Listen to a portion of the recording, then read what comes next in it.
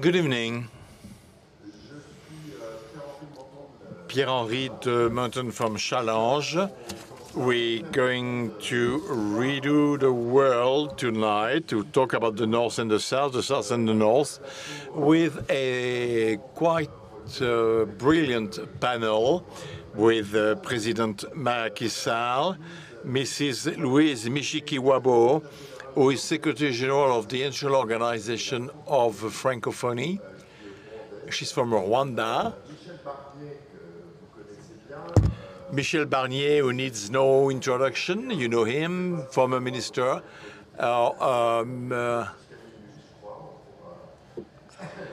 He can talk about domestic policy until midnight, but anyway, we'll see.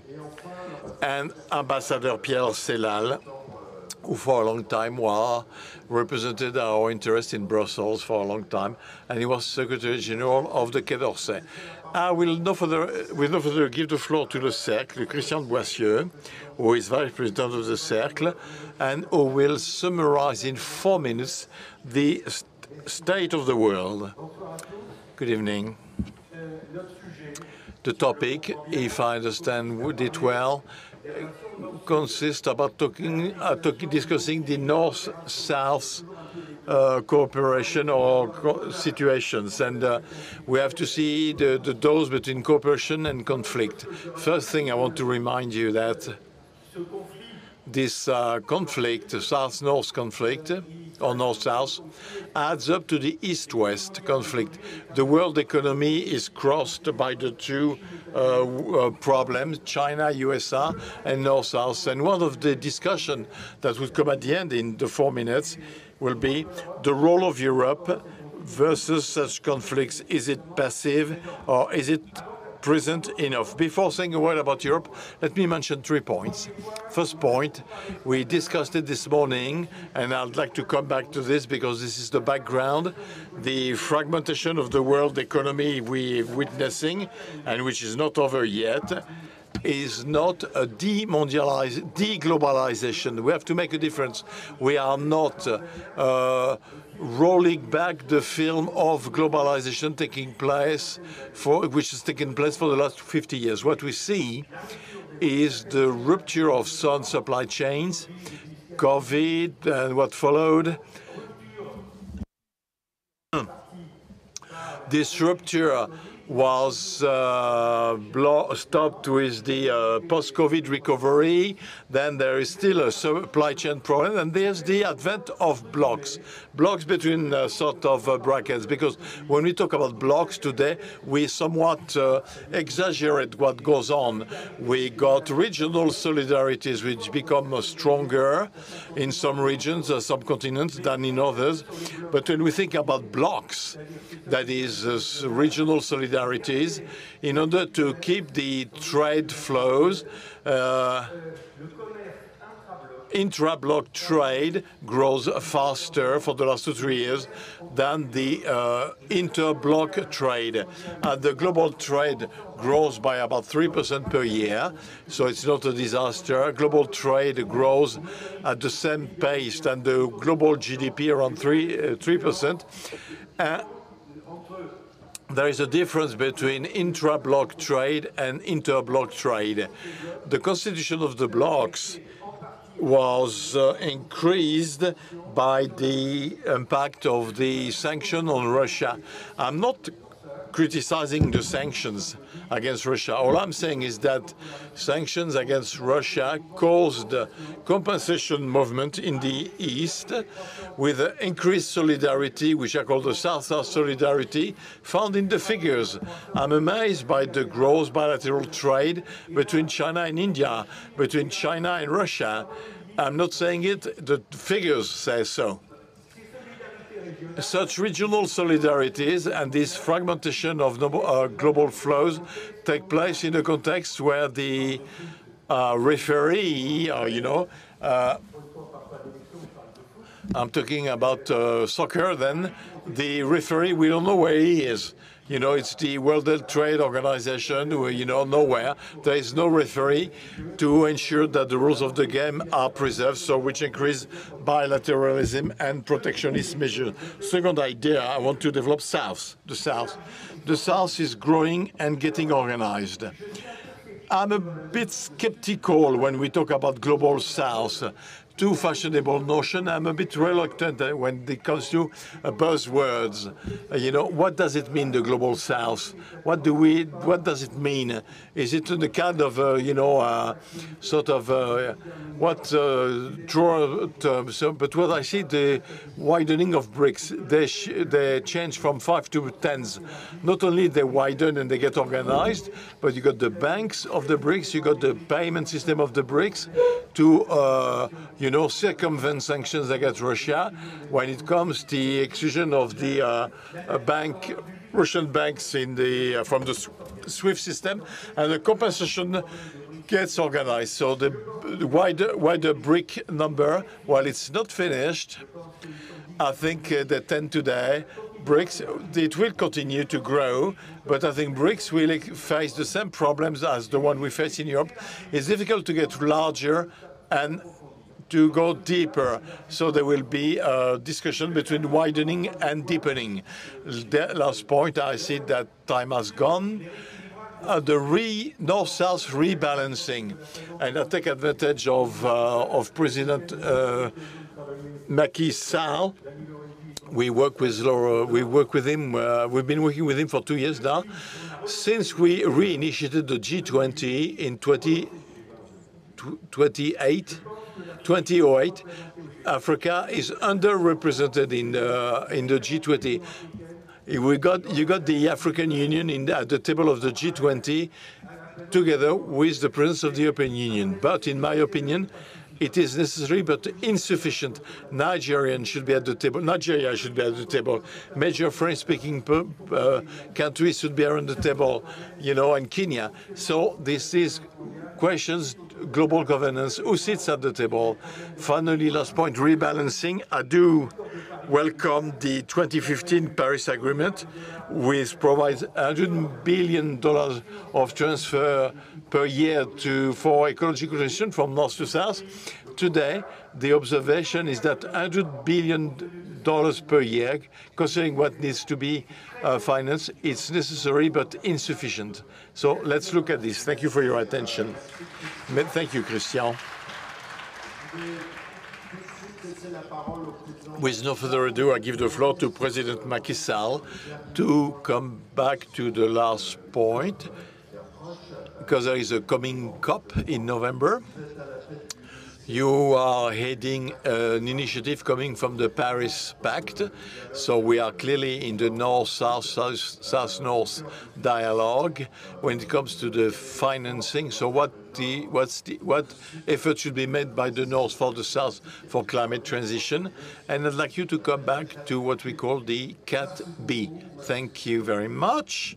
Thank you to my friends there.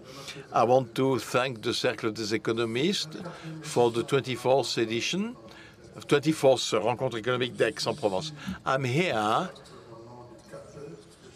I work for, I'm a representative of the CAPE since April. When I left the presidency of Senegal, but for the North-South, you know, I have to have a political cap as an African political leader to give you my appreciations on the state of the world. You said it, the world is fragmented. The world is quite obvious, and it's certainly sufficient. There's a world where the organizations which define rules have been set up after Second World War. The Bretton Woods, World Bank, IMF, all multilateral banks, and the World Trade Organization. But all these organizations which decide on the future of the world, well, are based on the Western Bloc, US, Europe, mainly. So, what we call the Global South, which is the sum of the emerging countries, but also of the developing countries, which considered that they could not count on the decision-making power. They had to get organized to create a reform dynamics, because we cannot keep going in a world where two-thirds of the population are excluded from the global game. And that's the reality today. For climate, climate transition and other issues, this is, to finance development, all those topics, we know that what we call globalization, in fact, is only for those who define the rules. The others do not count.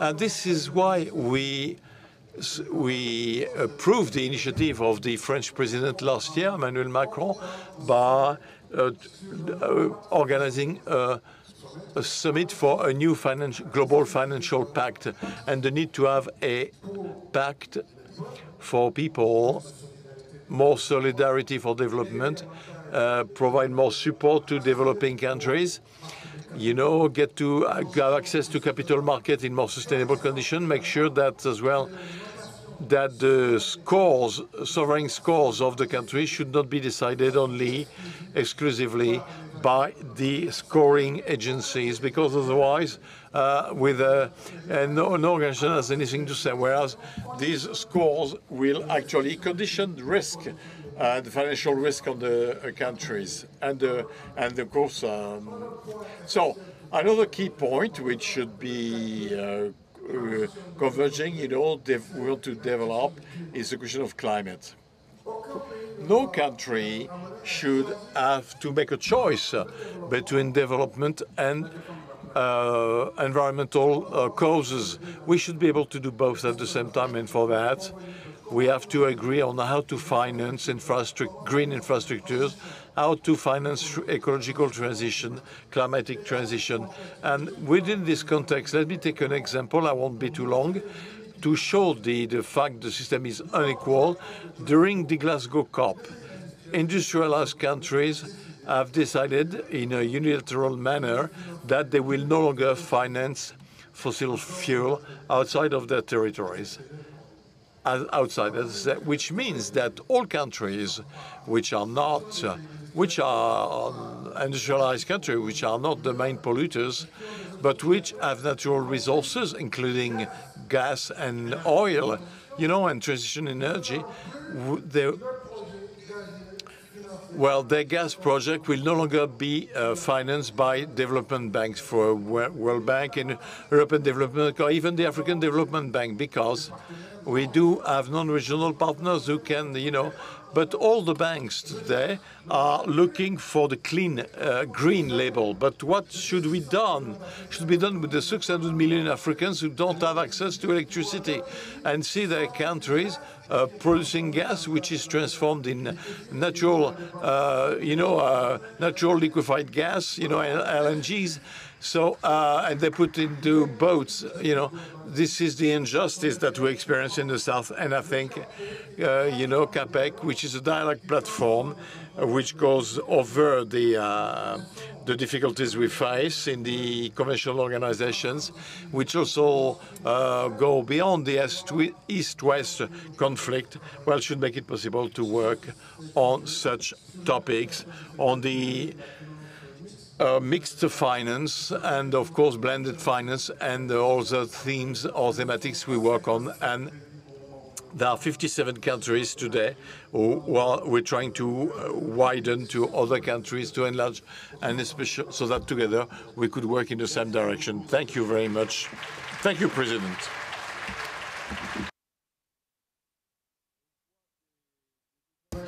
We see new organizations that emerge, like the CAPI, which means that the old organizations that you mentioned, Bretton Woods, are no longer suited. We do have an old organization called the European Union.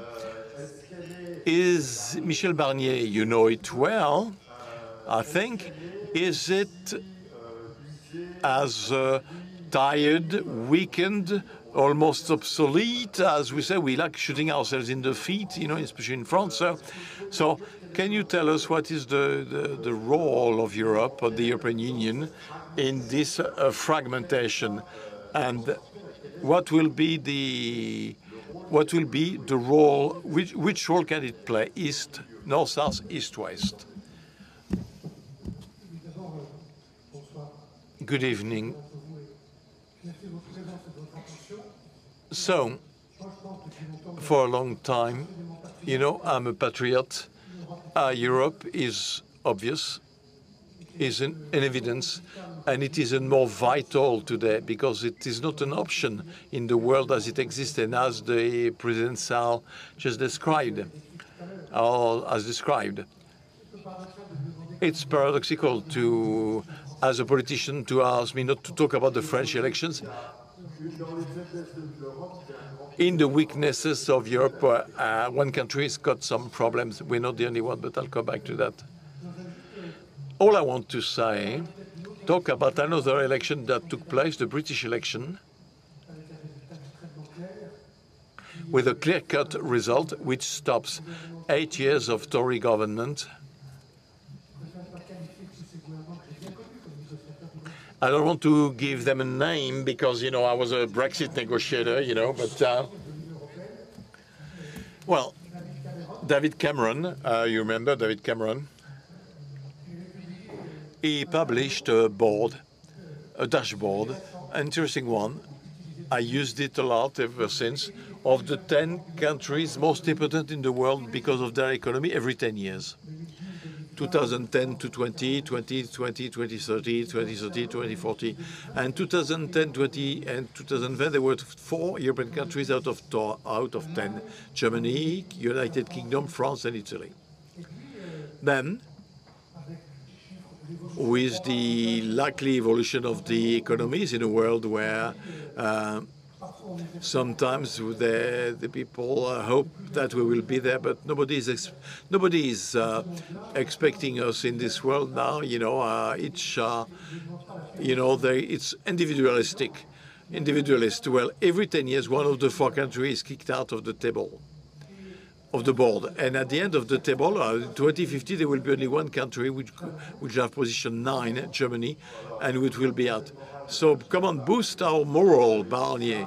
You know. So having said that, I used the same figures as Mr. Cameron, updated them to show what happens if we remain at 27. And when we are at 27, we stay in the table. We move back a bit, but we remain in the table. That is, we remain at the table where the world order and disorder is decided, so we can fight for our interests. You know, Chinese don't have any complex. The US have no complex. We shouldn't have any complex. You know, we stay at the table to fight for our values and to be involved in this organization of the world. So, to answer your question, I think the European project, which is more vital than it was 60 years ago, which should change because, you know, it is a regional organization to solve European problems. Now it has to look outside and it has to be ready for the challenges that are going to we're going to face. I've been quite amazed for the last 15 years, ladies and gentlemen, that we faced at least 4, 5, or 6 major crises, and all of them except one came from outside of Europe. Financial crisis came from the US. We had, we had done with ultraliberalism and deregulation, the migration crisis coming from Syria and Iraq, the COVID crisis, and then the European crisis promoted by Russia and the Americans of the Brexit, and then the war in Ukraine, and today Israel versus Hamas. Not to mention the crisis, which is the deepest and that will change everything, with the climate crisis. On aborde ces crises. So the question is, how do we think about these crises? Mr. President, you've led a very important African country. We don't have any lessons to give you, but all we can do is show you our experience. How can we make our voices heard? How can we withstand these crises? How can we remain at the table? Within Europe, we made the choice of standing together. We tried to form a critical mass. I was a commissioner for the internal market a few years ago, and I can tell you one thing. The one reason why the Chinese or the Americans, whichever president we're talking about, respect us is not for our foreign policy, it's not our defense policy, it's because of the single market. Because the single market is a full ecosystem with common standards, not too many standards, regulations, and a common legal framework. That's why we're strong, and that's why we matter.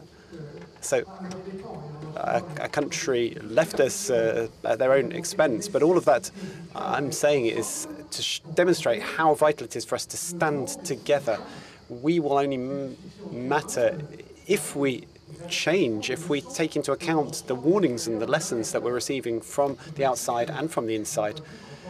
Brexit, in my opinion, has a number of lessons for us in France. We've got a few hours left to learn the right lessons. We need to put in place policies that people are interested in. That's what I say about Brexit. Why did 52% of British people, and particularly in the poorest regions, voted against Europe, against the elites? There's a popular feeling. We need to understand this in our country, the idea of not being taken into account, uncontrolled immigration. There's no future. We need to provide an answer to that, and so we need some very concrete European policies. Not all the answers are going to come from Brussels. There are some common investments that are required by pooling our borrowing. There's some military responses, a credible European defence, not a European army, but a mutualised European defence. There needs to be a control of our borders, industrial and agricultural answers. There are a variety of responses, but there is one proviso. The proviso is that France needs to remain a European country, and that's what's at stake on Sunday. It's vital for Europe. It's vital for us in France. The second proviso is that France and Germany need to start talking again. It's a cooperation which is increasingly necessary. It's not sufficient, but it's increasingly necessary. We need to stop giving lessons to the whole world. We need to stop being condescending. We have some experience, some expertise. I was Minister for Agriculture in my country, and I would therefore understand that West Africa or North Africa would want to create something that resembles the regional agricultural policies that we have in Europe to manage water, to manage risks. And the final condition is that within Brussels, in this institution that I know, the European Commission, we take into account the lessons that the populations are given. We need to stop being arrogant. We need the Commission to be effective and stop saying that it's always right. That's the final proviso, the final condition. Thank you for listening to me.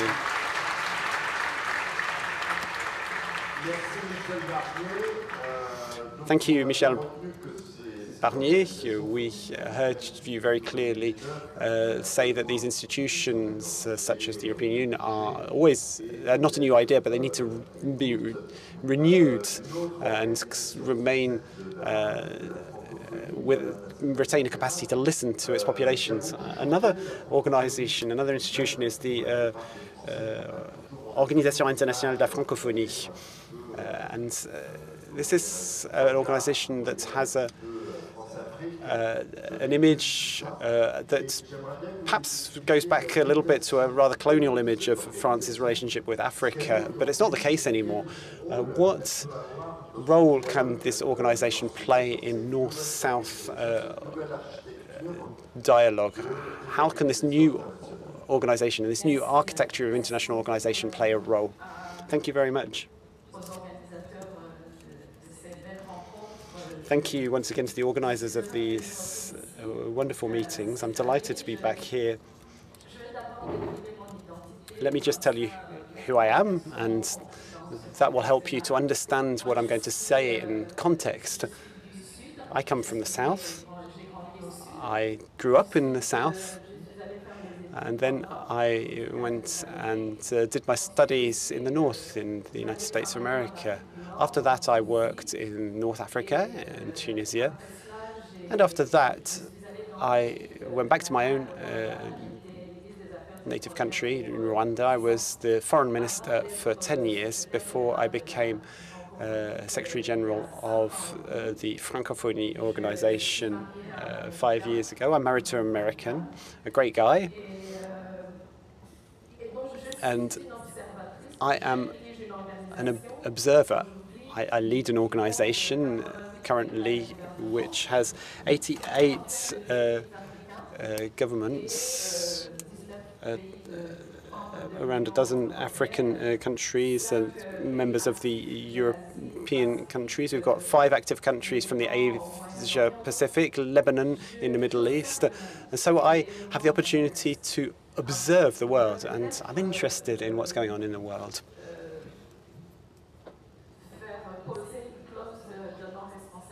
I would like to perhaps issue a disclaimer at this stage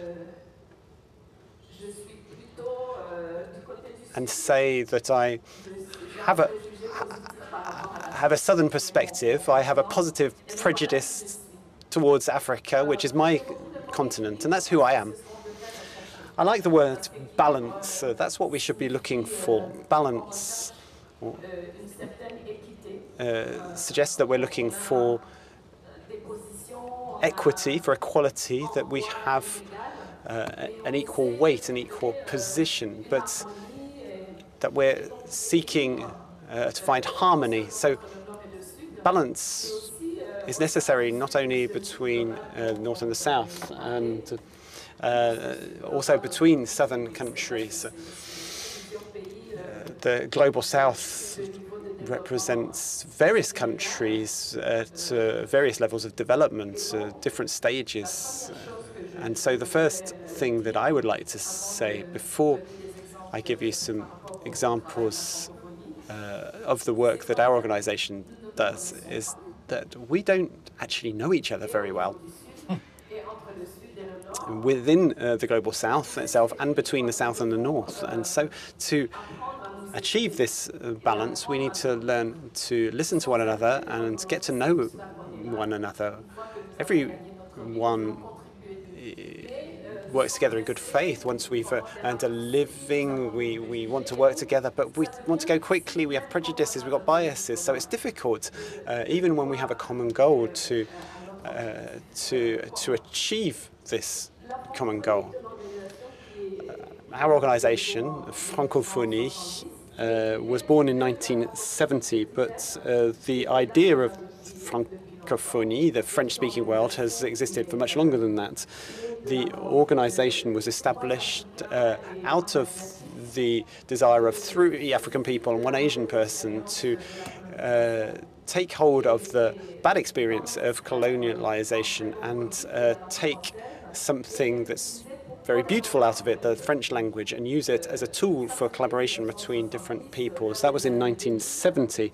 Around the year 2000, the Francophonie organization became more political, with a political declaration, and now we've reached 2024. We have the same missions, the same goals of bringing people together to create mobilization around the French language, but also to generate tangible progress through cooperation across all 5 continents of the world. We are represented on all of these continents. Because I'm an optimist by nature, I would like to say that an organization like the OIF is an organization which has a role to play today, because it is a bridge-building organization. It is a catalyst. It provides support to other countries. I come in from Bucharest a couple of days ago. I spent a couple of days with young people from the region, and we have a number of people from Eastern and Central Europe, Moldovans, Albanians, Romanians, who are members of our organisation, but people who've never left their country. So I went to see them. I spent the night actually on their campus and spent lots of time with these young people, and I was struck by how little people from neighbouring countries know of each other. Young people don't know each other. Before I was in Bucharest, I was in Marrakesh with French-speaking business people. Around 1,000 people had come together to look for business opportunities together. And most of these business leaders from the French-speaking world didn't know one another. So with an organization like the OIF, which is an organization seeking to make an impact at the grassroots level with 13 representations around the world, we are an organization which does have a role to play, because we seek this balance. We seek to make connections between countries, even countries within a single region. We were talking earlier about the importance of regional and sub-regional relationships, which have become even more important than international links. Thank you very much. We heard these words, the need to build bridges, to strike a balance. This is the job of diplomats, and we've got a very experienced diplomat with us here. Could you paint us a bit of a picture and be a little bit optimistic? It's very easy to be pessimistic at the moment. Draw us a picture of what is coming out of the fragmentation and different blocks that we're seeing. We're going to say a bit like perhaps we might be saying in France on Monday morning, how are we going to get through all of this? I'll perhaps start with what Christian said in the introduction. What separates the previous world, organised globalization, from today's globalization, which is somewhat fragmented? We're in a new era. What are the differences? The previous world was not necessarily a model of balance and fairness, but it rested on a number of fundamental pillars: the market economy, free trade, liberal democracy, and we thought that that was going to be rolled out right across the world, and then regulation through a multilateral system that drew up standards and which could ensure compliance. And each of these elements has been frittered away over the years. We've already talked about the multilateral system. Liberal democracy is never really, never considered to be a universal system. Sorry, I might just interrupt you. There have been some major elections in the southern parts of the world, in Senegal, in India, where the Prime Minister didn't have an absolute majority, in Mexico. So there's not so much of a decline as that. Yes, I agree, but I'm not sure that democracy is progressing significantly in China, and particularly in the countries from which democracy has come from. I'm not sure that democracy is in great health, if I'm honest.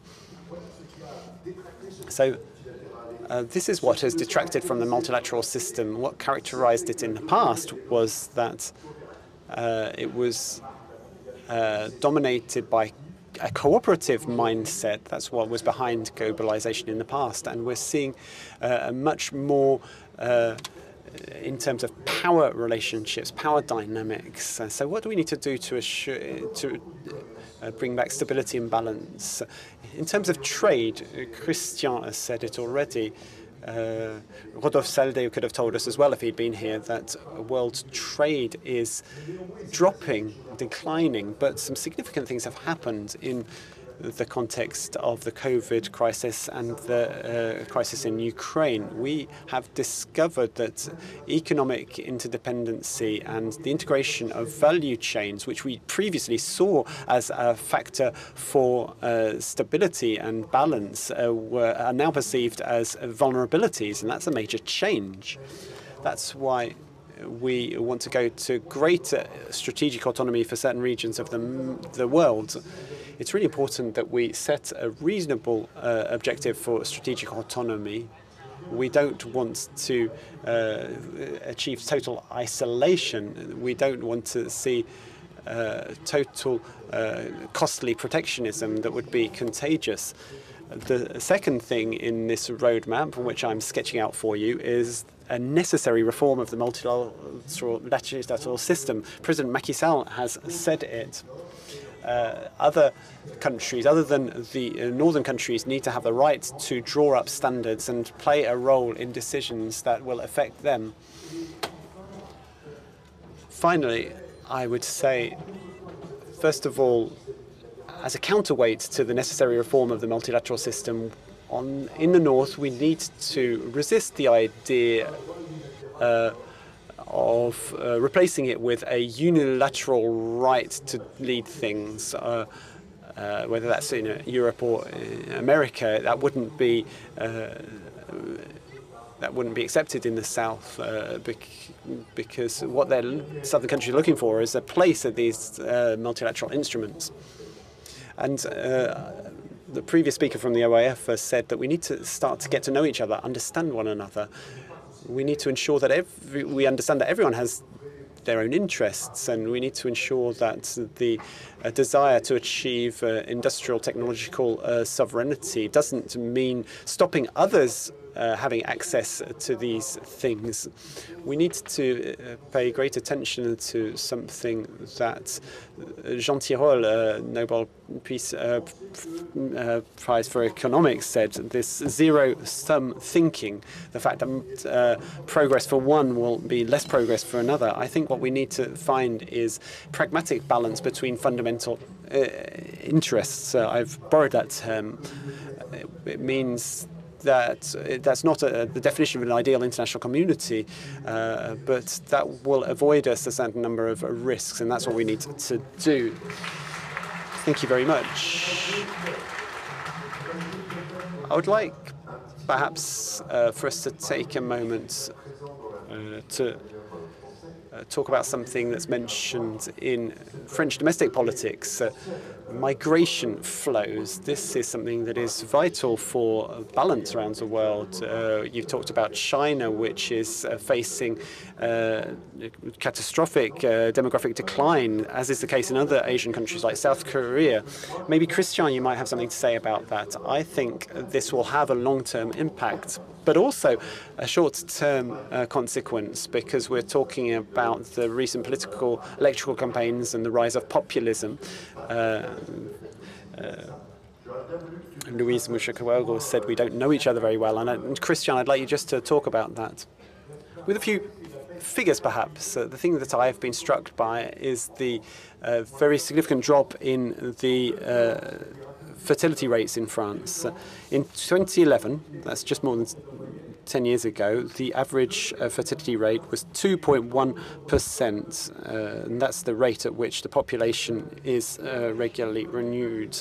The most recent figure for 2023, the average fertility rate of French women was down to 1.6 to 1.7. Obviously, the situation is worse in some of our neighbouring European countries. Germany is worse, for example. But what that means is that with a fertility rate of 1.6 or 1.7, the population is not reproducing itself. So raising the question of migration to fill the gap will open a debate about the quantity and quality of immigration, and we'll find the example of Canada coming up. Should we follow its example or not? Canada has had immigration policy based on a certain number of quality criteria. I'm not saying that that's what we should do, but what I'm saying is that this is one of the rare aspects of economics where we can look forward. Demographics. We know what the age pyramid will be in 50 years. I only know what the euro to dollar exchange rate will be in the next 5 days. So those are variables that we can project a little bit more easily. So I think this question of migration flows can be asked from a southern perspective, because the south needs to find factors for growth, sustainable factors of growth, in order to retain its young people. And it would be interesting to hear what President Macky has to say about that. But on our side, Germany is importing foreign labour in order to fill its gaps. So, President, do you want to react? We talked about trade flows, we talked about, Bretton Woods, European Commission, so on and so forth. But now, the demographic data, okay, what's going to happen until 2050? Well, Africa, indeed, has a very young population. Median age in Africa is 19. This is what is found in every country. Median age. Africa has 1.4 billion inhabitants today. With the fecundity rate and demographic growth, it should be 2.5 billion inhabitants in 2050. Therefore, one inhabitant out of 4 in the world will be African. This is the reality of figures. Now, for migration, immigration. Let's put it this way. I don't want to interfere with the French politics, but we have to slow down, because if we see the migration flows in Africa, 9/10 are done between African countries. So therefore, there is people exaggerate this to Europe, So the same discussion takes place in our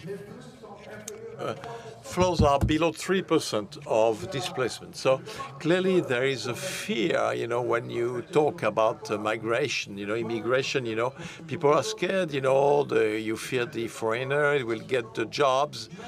And even in our own countries, we have this type of discussion versus neighboring countries. So it's a global issue, but which has to be brought down to its proper dimension.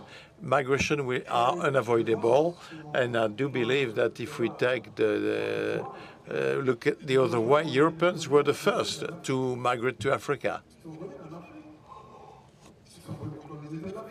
They colonized Africa. So if today there is the opposite trend, well, it's a natural trend, because I'm not arguing for immigration, because I think the future of African youth is that Africa should be in Africa.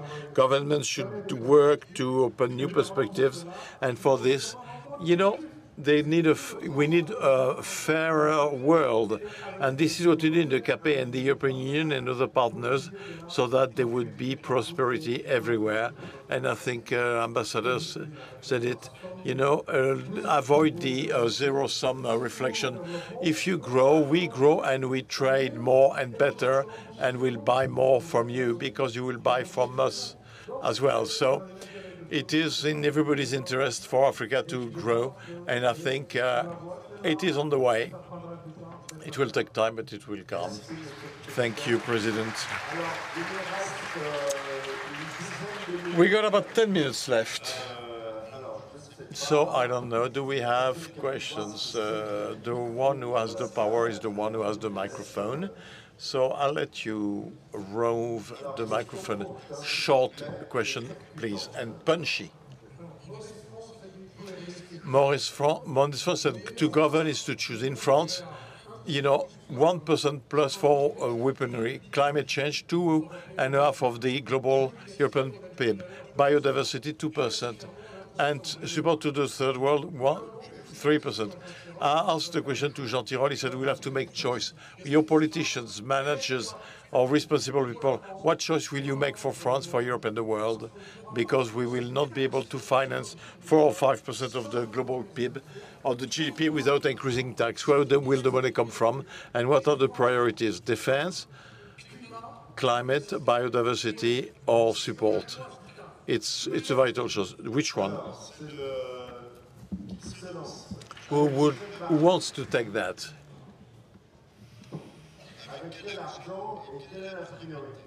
Where do you get the money from, and where's the priority? I don't know if this question is only to our country. Yeah, everybody there. Well, I read a column in the World, in Le Monde. We have to do everything at the same time, you know. So we cannot not agree, but we can do a lot at the same time. Well, there is a variable data which we use a lot. How long for, you know, or how long will it take? Europe, we know how to use time, and to have more pluriannual proposals. I would say that when it comes to the challenge of poverty in the world, and especially, as you said, about Africa, I remember that one day around the table at the European Commission, which was Romano Prodi, that first received the President of the African Union. And he said, the figures you gave us, 2 billion in Africa in 2050, he said, half of this population will be under 20.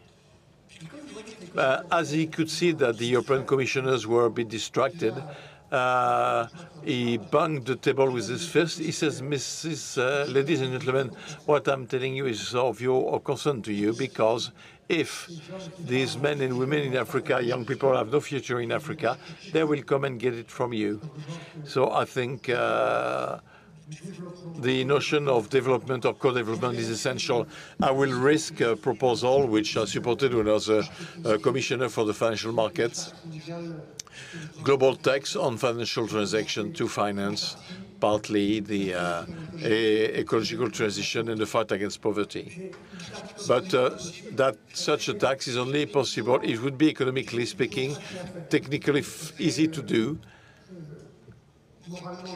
It will be morally just when we know financial markets. You know, some of you do represent such world, but just the derivatives, financial derivatives used by companies to cover some exchange rate risk amounts to 600,000 billion US dollars above her head. I think it would be rather fair, you know, just that a small percentage of such exchange should be sampled, but, you know, we'd need a global agreement. Launched a project. Another. I have the microphone, says a lady. Madam. Sorry. I have a question that I did the COP simulation. It was, I had the COP conversation. I was I'm amazed. How can you find a balance without, you know, linking the interest and information? Because information is regional, it's not global. We're in a global world. So how can we link up information and action? You know, I don't hear that since this morning. So, you know, the processes, President, can the negotiation processes which come to the COPs, you know, which lead to unilateral decisions, are they transparent enough? And is there enough bridges, link transparency to get to more balanced decisions? It's a difficult topic. You know, COP conferences are negotiated all year round. Once you got the COP, the next one is already engaged. There is a lot of discussion frameworks First, there is this circle of experts, especially the IPPC, the government, and the organizations, the organization. But the decision is a political, at the end. And when it comes to climate, well, the difficult topic is that of money, like in every other aspect. Now, how do we finance, for example, the green fund since the Paris Agreement? So, so the North has to give money to finance the South. It's adaptation just to so that to prevent new countries to. So in 2022, for the first time, this objective was reached. We went to $116 billion. So this effort has to be maintained. But for this, Michel Barnier said it, we need to find new forms of funding that will not necessarily cause an increase of taxes, but which will make it possible to transactions and through other form of funding, innovative funding, but we will also call upon private fundings, so we can mix with public funding. A lot of things can make it possible to find solutions on these COP problems and climate problems. And we want to be a receptacle, but a discussion platform, thanks to the different platforms that such countries are developing on debt and sustainability, on branded finance, and on everything that has to do with climate and climate transition. So go to the CATP website. This answers some of the questions, especially on transparency and participation to the discussion, especially its funding, because this is, we always get to that at the end. Another question. Who's got the microphone? Who got the microphone? Who got the microphone? Sir.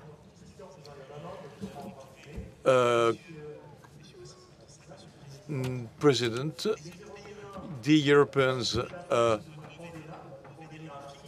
took good boats to come to Africa and colonize us.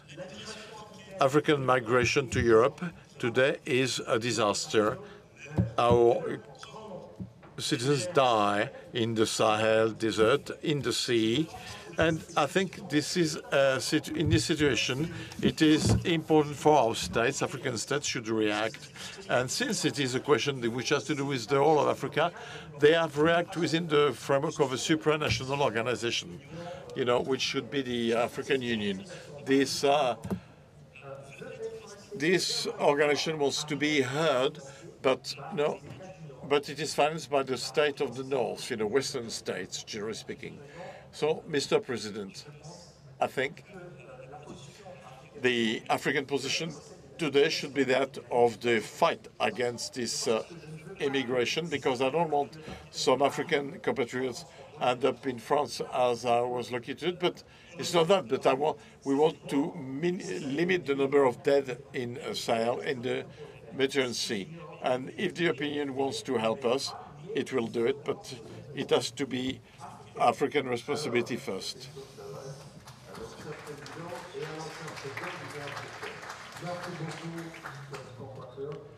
Thank you. I don't know which country you're from, but well,